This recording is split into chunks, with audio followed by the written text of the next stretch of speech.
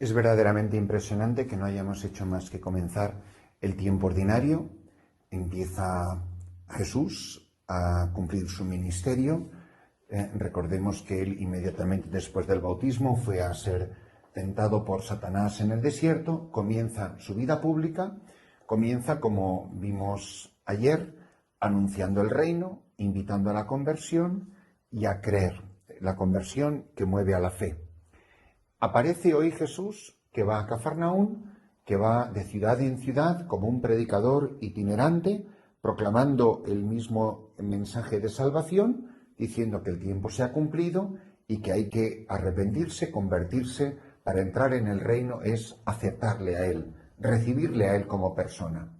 Pero lo sorprendente para la gente y para nosotros es que aparece la fisionomía de Jesucristo. Es decir, aparece Jesús de Nazaret, que es un hombre completamente diferente a los demás, porque no enseña como los escribas, sino que enseña de otra manera. Están fascinados en la sinagoga con la enseñanza de este hombre, a quien todavía no conocen. Pero no hace más que comenzar su predicación, su enseñanza en la sinagoga.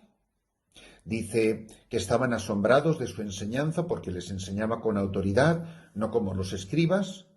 Había precisamente en su sinagoga, no era cualquier sinagoga, había en esa sinagoga, a la que denomina curiosamente el evangelista San Marcos como su sinagoga, un hombre que tenía un espíritu inmundo y se puso a gritar: ¿Qué tenemos que ver nosotros contigo, Jesús Nazareno? ¿Has venido a acabar con nosotros? Sé quién eres, el Santo de Dios. Jesús lo increpó: cállate y sal de él. El espíritu inmundo lo retorció violentamente y dando un grito muy fuerte salió de él. Todos se preguntaban estupefactos: ¿qué es esto? Una enseñanza nueva, expuesta con autoridad. Incluso manda a los espíritus inmundos y lo obedecen. Su fama se extendió enseguida por todas partes, alcanzando la comarca entera de Galilea. Tenemos que dejarnos asombrar, tenemos que dejarnos sobrecoger por la persona de Jesucristo. Es admirable ver cómo Jesús actúa de una manera completamente diferente.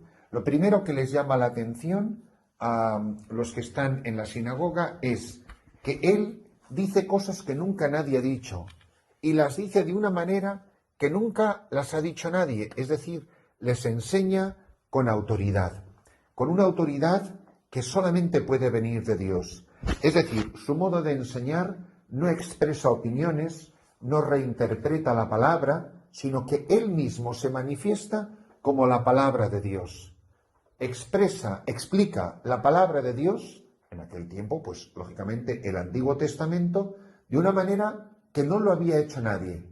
Y lo hace en la certeza, en la seguridad de que en su palabra está la fuerza del Espíritu, está la fuerza de aquel que es el Hijo de Dios. Y por primera vez, desde que empezamos el tiempo ordinario, aparece el demonio, aparece Satanás en esta persona que está posesa. Curiosamente, la persona está en la sinagoga, es decir, una persona puede ir a la iglesia, a nuestras iglesias, a nuestros templos, a nuestras parroquias y estar poseída por el demonio. Y aquí aparece entonces Jesús, que tiene el primer enfrentamiento con el demonio, con un endemoniado. Y es interesantísimo este encuentro, porque llama la atención que los demonios inmediatamente saben quién es Jesús, cuando la gente no tiene ni idea. La gente está todavía asombrada, pero ¿quién es este? ¿Cómo habla así? ¿Por qué se expresa con esta autoridad? Los demonios saben perfectamente quién es y saben perfectamente a qué ha venido. Dos cosas: identidad y misión. Sabemos quién eres, el Santo de Dios, que es como decir Dios mismo, el Hijo de Dios. Y sabemos a qué has venido, a echarnos, a expulsarnos. Fijaros que Satanás sabe perfectamente quién es Jesucristo. Las gentes todavía no tienen ni la menor idea de quién es Jesús. Pero esto es lo que es interesantísimo. Primero, que en un lugar sagrado, como era la sinagoga, podía haber una persona poseída por el demonio, como en nuestras iglesias y en nuestras parroquias y en nuestras comunidades, pueden haber personas que están poseídas por Satanás. Satanás sabe perfectamente quién es Jesucristo y sabe perfectamente a qué ha venido, porque está en guerra. El Papa Francisco, lo he leído en bastantes sitios, en sitios diferentes, el Papa Francisco insiste muchísimo en que con el demonio no se dialoga, no se negocia, no se entra en conversación, no se entra en disputas. Al demonio simplemente hay que enfrentarle y echarle, expulsarle. No entrar en disquisiciones filosóficas o teológicas de nada. Simplemente encararse con él y expulsarle.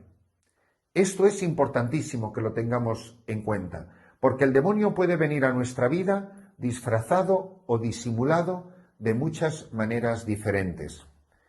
Esto para nosotros tiene que ser una poderosísima llamada de atención a cómo nos enfrentamos con el demonio, o aquellas personas que puedan estar actuando bajo su influjo. O hay personas que sin estar poseídas por el demonio pueden estar haciendo la labor del demonio. O sea, un político que fomenta el aborto está actuando en nombre del demonio. Una persona que fomenta el divorcio está actuando en nombre del demonio. Una persona que fomenta la injusticia social o la codicia de los ricos o el capitalismo desaforado o las ideas marxistas que odian a la Iglesia, da igual la ideología que sea. Todo lo que se enfrenta al Evangelio viene del demonio. Todo lo que nos distrae de Jesucristo viene del demonio.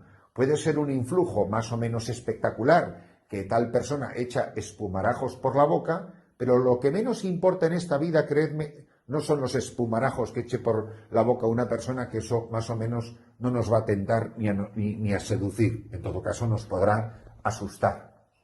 Entonces, Jesucristo, con autoridad, pronuncia una palabra que es eficaz, como solamente Dios puede hablar. Es decir, la palabra de Dios es creadora y la palabra de Dios es redentora. Fijaros como en el libro del Génesis dice, en el principio Dios dijo, hágase, y es un verbo conjugado en voz imperativa. Es el verbo hacer conjugado en voz imperativa. Dios dice que algo ocurra y eso ocurre. Y no puede no ocurrir, porque Jesucristo nunca expresa deseos. Jesucristo nunca aparece diciendo, ¿cómo me gustaría liberar a esta pobre persona de la posesión del demonio? Nosotros podemos tener buenísimos deseos, pero como no tenemos autoridad ni eficacia en nuestra palabra, pues en general, o muchísimas veces, no se cumple. Y sin embargo, la palabra de Jesucristo, que dice, cállate, son dos verbos. Cállate, sal de él. Y está, y se calla y sale de él, y no hay más. Pero es la misma autoridad con la que va a obrar en la persona del sacerdote cuando dice, esto es mi cuerpo. No dice, ¿cómo me gustaría que esto fuera mi cuerpo? O cuando el sacerdote dice, yo te absuelvo. No dice el sacerdote, ¿cómo me gustaría que Dios te perdonara? No, para nada. Simplemente aparece Jesucristo actuando él, u hoy actuando en la Iglesia, por ministerio de la Iglesia, pero es él mismo actuando en y a través de la Iglesia, el que expresa la expulsión del demonio o cualquier otra acción eficaz, sea en los sacramentos o de cualquier otro modo. Por ejemplo, cuando un papa declara santo a una persona, no puede equivocarse. Es un acto infalible del ministerio del sucesor de Pedro. Y es así. Y o cuando pronuncia un dogma, son palabras eficaces que producen lo que significan, que no expresan buenos deseos, repito esta expresión, sino que revelan el deseo del corazón de Dios. Y es eficaz. Cállate y sal de él. Yo me creo de verdad que Jesucristo tiene este poder, que tiene este poder sobre la creación, que tiene este poder sobre mi vida, que tiene este poder sobre el mundo sobrenatural, que tiene este poder sobre el cosmos, sobre la historia, que Él es el Señor de señores y el Rey de reyes, y que ante Él se tiene que doblar toda rodilla, Y toda rodilla que no se quiera arrodillar ante Jesucristo viene del anticristo. Y no hay más que como el interruptor de la luz. El interruptor de la luz puede estar o encendido o apagado, pero no puede estar en medio. No puede estar un poco encendido o un poco apagado, sino que o estás con Jesucristo o estás con el demonio. Por eso, qué importante es en la escucha de esta palabra de Dios. A mí, como a la gente de la sinagoga, cuando veo a Jesucristo obrar en mi vida o en la vida de otras personas, yo me quedo estupefacto, me quedo impactado. ¿Pero quién es este? Dicen ellos, ¿qué es esto? Una enseñanza nueva, expuesta con autoridad. Incluso manda a los espíritus inmundos y le obedecen. Si nosotros no damos signos de credibilidad, el mundo jamás va a creer en Jesús de Nazaret. Por eso tenemos una tarea importantísima, que es la de anunciar a Jesucristo, que es la de anunciar el reino de Dios. Y hacerlo con autoridad, con la autoridad de Cristo. Y así la fama de Cristo se va extendiendo. Donde aparece un cristiano que se cree de verdad el poder de Jesucristo, impacta a todos los de su alrededor. Si mi vida no deja estupefacto a los demás, es que Jesucristo no está actuando en mí. Pero tengo que actuar sin miedo, tengo que actuar lleno de confianza, tengo que actuar lleno del Espíritu de Jesucristo. Por eso tendré que invocar al Espíritu Santo. Ven, Espíritu Santo, ven sobre mi vida, llena mi corazón, actúa en mí, obra a través de mí. El Espíritu Santo, que es el Espíritu del Padre que se nos da a través del Hijo, se nos ha dado para que la autoridad de Cristo siga haciéndose presente en el mundo de hoy a través de la Iglesia, y que obrando Cristo en su Iglesia los deje a todos estupefactos.